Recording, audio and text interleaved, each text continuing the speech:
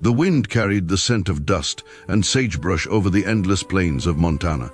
It was the kind of land that didn't forgive easily, dry, vast, and stitched together by faith and sweat. Out here, the sunsets burned red like old wounds, and the nights could freeze the heart of a man who didn't believe in God anymore. But to Mary Dalton, a widow of 32, it was home. She lived alone at the edge of Red Hollow, a forgotten town that had once been alive with gold, miners and cattle traders now reduced to broken barns and the echo of dreams gone cold. Her small wooden cabin, patched up with whatever timber she could find, stood near the creek that never quite dried but never quite flowed either. She had lost her husband, Thomas, 3 years ago, a hard-working farmer who died when a bull threw him off during a storm. Ever since, Mary had worked the land herself, with blistered hands and a prayer whispered every morning at dawn.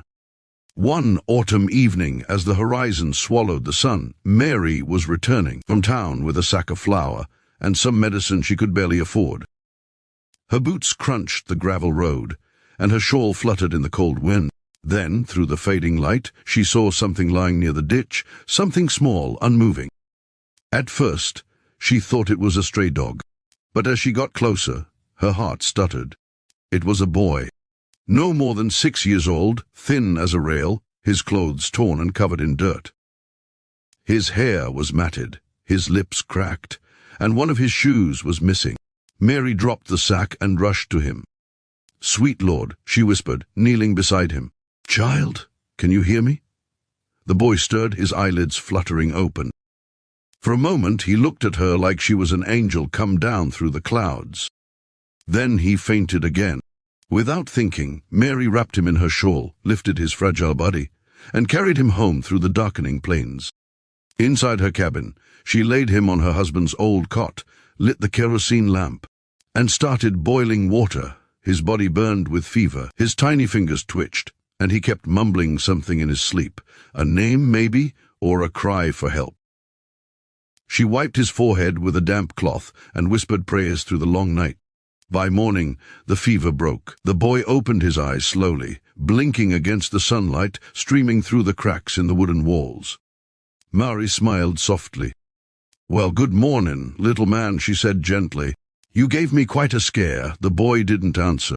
He looked around, eyes wide with confusion and fear. "What's your name, sweetheart?" she asked, sitting beside him. He hesitated, then said in a faint voice, "Eli." "That's a good name," she replied warmly. "You got folks, Eli? Someone I can take you to?" He shook his head slowly. "Don't got no one." Those words broke something inside her. She saw in him the same emptiness she had carried since the day Thomas died, the kind that comes from losing more than you can ever explain. "Well," she said, brushing his hair from his forehead, "until we find where you belong, you stay right here with me." From that day forward, Eli became her shadow. He followed her out to the fields, helped carry water from the creek, and listened with wide-eyed wonder as she told him stories about his new home. The mountains, the coyotes, the old days when Red Hollow was alive with hope. He was quiet, almost too quiet for a child, but sometimes at night she'd hear him humming softly to himself, a tune that sounded both strange and familiar. Weeks turned into months. The town folks began to notice the widow with the boy. Old Sheriff Morgan asked once, "Where'd you find the lad, Mary?" "On the road," she replied simply. "The Lord must have sent him my way." The sheriff nodded but gave her a long look. "Best keep an eye out. The frontier's full of secrets these days. Folks lose things, and sometimes they come back for him." Mary didn't think much of it then. She just worked harder teaching Eli to read by candlelight, feeding him what little she could spare and watching his face slowly fill with life again. Sometimes, when the sun rose over the plains and painted the sky gold, she'd catch herself smiling, something she hadn't done in years. But one evening, something changed. It was a Sunday late winter. The church bell had just finished ringing when a stranger rode into town. His horse was black as coal, and his coat looked like it cost more than half the town's yearly wages. He had the kind of face that made people move aside, strong jaw, cold blue eyes, a man used to getting what he wanted. The townsfolk whispered his name, Caleb Ross, the millionaire cowboy. Caleb had made his fortune driving cattle from Texas to Montana, buying land cheap and selling it rich. But behind his success was a trail of broken deals and harder choices. He didn't talk much, but when he did, people listened. He rode straight to the sheriff's office, tied his horse, and stepped inside. "I'm looking for a boy," he said in a low, calm voice. "About 6 years old. Brown hair, gray eyes. Might have been found near the Red Hollow Creek." The sheriff stiffened. "And what makes you think he's here?" Caleb took out a small silver locket from his pocket and opened it. Inside was a faded picture, a woman holding a child, both smiling. "Because he's my son," Caleb said quietly. Word spread fast in Red Hollow. Within the hour, the whole town knew the story. The boy who had appeared out of nowhere, the widow's little helper, was the lost son of the richest cowboy in the territory. When Caleb arrived at Mary's cabin, Eli was outside feeding the chickens. Mary stepped out with her sleeves rolled up, her hands still dusted with flour. She froze when she saw the stranger on horseback. "Ma'am," he said, tipping his hat. "Name's Caleb Ross. I believe you got my boy." Mary's heart pounded. "Your boy?"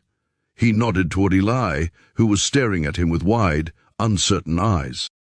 "I lost him months ago," Caleb said. "We were ambushed on the road to Bozeman. I thought he was dead. Been searching ever since." He pulled out the locket and showed it to her. "This is him." And that woman was his mother. Mary's throat tightened. She looked at Eli, the boy who had become her whole world, and saw the fear in his eyes. He took a step back, hiding behind her skirt. "Eli," Caleb said gently, "come here, son." But the boy didn't move. He clung to Mary's dress like a drowning child. Caleb frowned. "He don't remember me." Can't blame him. Mary took a deep breath. "Mr. Ross, I don't doubt your story, but this boy's been through enough. You can't just walk in." "I'm not here to argue," he interrupted. "I've got papers, witnesses, everything the law needs, but I ain't cruel. I just want my son back where he belongs." The silence hung heavy between them. Outside, the wind howled against the cabin walls. That night, Mary sat by the fire, watching Eli sleep. Her heart ached with confusion. She had prayed for God to give her a reason to live again, and he had sent her Eli.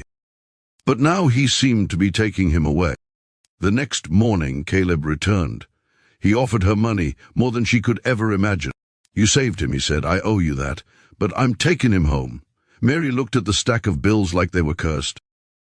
"You think you can buy the right to his heart?" she asked softly. "He ain't a prize to be traded, Mr. Ross. He's a soul." For the first time, Caleb's face softened. "You think I don't know that? You think I ain't paid for every mistake I ever made?" His voice cracked just a little. "You don't know what it's like to lose blood, your own blood, and live with it every damn day." Mary turned away, tears burning her eyes. "I know exactly what that feels like," she whispered. The two of them stood there, the silence louder than words. Finally, Caleb removed his hat, eyes on the ground. "You've done more for him than I ever could. But he deserves to know where he came from. I'll give you time to tell him. Then I'll come back." When he rode off, the snow started falling, slow, soft, endless. Mary held Eli close that night, knowing her world was about to change again. And out on the horizon, the wind carried the faint echo of hooves, the sound of a man who had lost everything once and was determined not to lose it again. The dawn after Caleb Ross rode away was the kind that looked peaceful but felt heavy. Frost clung to every blade of grass, and the creek hissed with thin ice, where the water fought to keep moving. Inside the cabin, Mary moved about quietly, stirring the fire, trying not to wake Eli. She had barely slept. Her mind kept running back to Caleb's face, the way pride and pain had fought inside his eyes like two wild horses tied to the same post. She'd seen men like him before, powerful, distant, shaped by the kind of wealth that bought everything except rest. But she had never seen one look so lost while claiming to have found something precious. Eli stirred under the quilt. "Ma!" She froze. The boy had never called her that before, at least not out loud. The single word hit her chest like a hammer made of memory. "Yes, baby," she said softly. "Who was that man?" Mary knelt beside him. "That was someone who says he's your PA, Eli. Do you remember him?" The boy frowned, eyes searching the wooden ceiling for answers that weren't there. "I remember a wagon. A big horse," my mama sang to me. Then there was noise, men yelling, fire. He shuddered. Then it went dark. She brushed his hair gently. "You been through more than most grown men ever do. Is he really my pa?" Mary hesitated. "Maybe. Maybe he is." The child's lip trembled. "But I don't want to go." She swallowed the ache in her throat. "Hush now. Don't think about that yet. We'll see what's right when the time comes." Outside, the wind began to pick up, carrying with it the sound of distant hoofbeats. Caleb's men scouting the land, maybe, or just another trawler passing through. But Mary knew the frontier had a way of sending signs, and the air that morning whispered of change. Caleb Ross spent the next few days in town, waiting for the widow to make her peace. He rented the room above the saloon, though he barely touched the whiskey he paid for. People stared when he walked by. Money carried a kind of weight out here, and everyone could feel it pressing on their curiosity. Old Sheriff Morgan met him outside the post office. "You sure about all this, Ross?" Caleb adjusted his hat. "You seen the locket? You read the letters my wife wrote before she died?" "The boy's mine." "I don't doubt your claim," Morgan said, "but that widow's the only mother he's known in a long while. Frontier law's rough, but decency still counts for something." Caleb looked out toward the plains. Decency didn't keep him safe when bandits took him. Decency didn't stop the fever that killed his mother. His voice hardened. "I'll take my boy home, but I'll do it right. Then do it with heart," the sheriff muttered. Caleb didn't answer. He just stared at the horizon where Mary's cabin lay hidden by the hills, and for the first time in years, he wondered what home even meant. 3 days later, the snow melted into mud. Caleb saddled his horse and rode out to the cabin again. As he approached, he saw Eli outside with a wooden stick, pretending to lasso a phantom steer. The laughter that came from the boy was bright and wild, so pure it made Caleb slow his horse. For a moment, he simply watched. Mary stepped onto the porch. She had her sleeves rolled up again, and her hair, caught in a loose braid, glowed copper under the weak sun. When she saw him, her expression didn't change, but her hands tightened on the railing. "You came back," she said.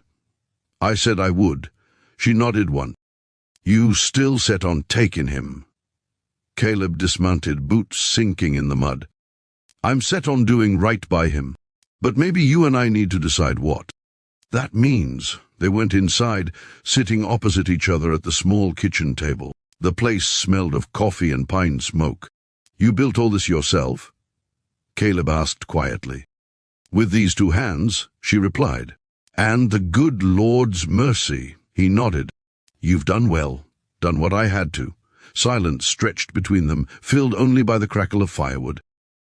Caleb reached into his coat and pulled out a folded paper, the deed to a ranch. "I own land south of Big Timber. Hundreds of acres, good water, good soil. I've got men who'd treat him like kin. I can give him schooling, clothes, a future." Mary stared at the paper but didn't touch it. "He already has a future. It just ain't a rich one. He deserves both," Caleb said. "Maybe," she said softly, "but love's a different kind of wealth. And he's got that here." For the first time, Caleb looked unsure. He rubbed his thumb against the edge of the deed, then folded it again. "You think I can't love my own son?" "I think you can," she said. "But do you know how?" That question hung in the air like smoke. That night, the wind turned wild again. Caleb stayed at the cabin, claiming it was too dark to ride back. Mary didn't argue. Eli fell asleep between them on the rug near the fire, his small hands clutching a carved wooden horse. Caleb watched him, the firelight painting shadows across his face. "He looks like her," he murmured. "His mother?" Caleb nodded slowly. "Clara, she had that same look, like she belonged to the land and not to me." He gave a dry laugh. "I thought money could make her happy. But she only ever wanted peace. Mary listened quietly. When the bandits came, he continued, I told her to run. She wouldn't. She shielded Eli instead. I found her body 2 days later near the river. His voice cracked, raw and unguarded. I never even buried her proper. I just kept moving, like if I stayed still, the guilt would catch me. Mary's eyes softened. You been running ever since, he nodded. Maybe finding him now. Maybe it's God's way of giving me another chance. Maybe it's his way of testing what you'll do with it, she replied. The fire popped, sending a spark into the darkness. For a long time, neither spoke. Then, slowly, Caleb reached out and covered the boy with a blanket. He called you Ma. Mary nodded. Caleb's jaw clenched. Then maybe he's got 2 mothers to thank in this life. One who gave him birth and one who gave him back to the world. Morning broke silver and cold.